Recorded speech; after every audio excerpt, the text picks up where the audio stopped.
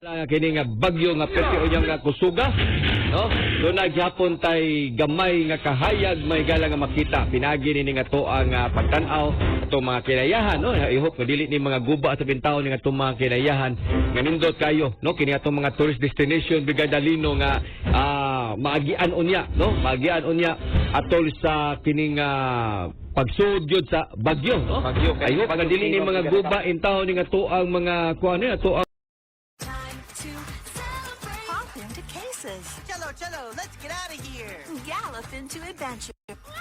Days with Mira and her team are the best. Today's a special day. Yeah! It's a party. We're on the case. Mira Royal Detective. Weekdays at 7:40 on Disney Junior.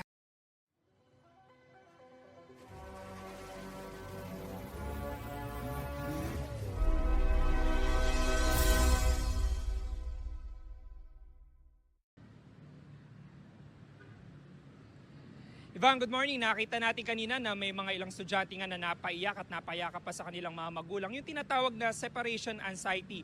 Karaniwang eksena na yun na nakikita natin sa mga elementary school. At ongoing ngayon yung klase ng mga estudyante na nasa morning shift dito sa President Corazon Aquino Elementary School.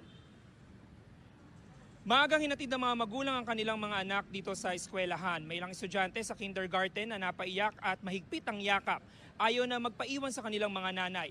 Kalauna nahikayat din ng mga estudyante na sumama sa kanilang mga guro.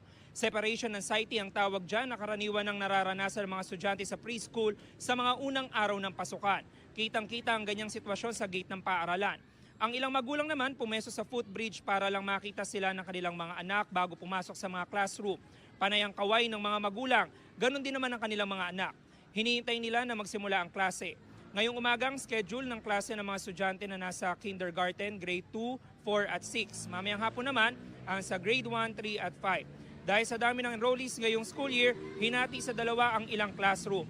Face-to-face classes pa rin ang mode of learning ng mga estudyante.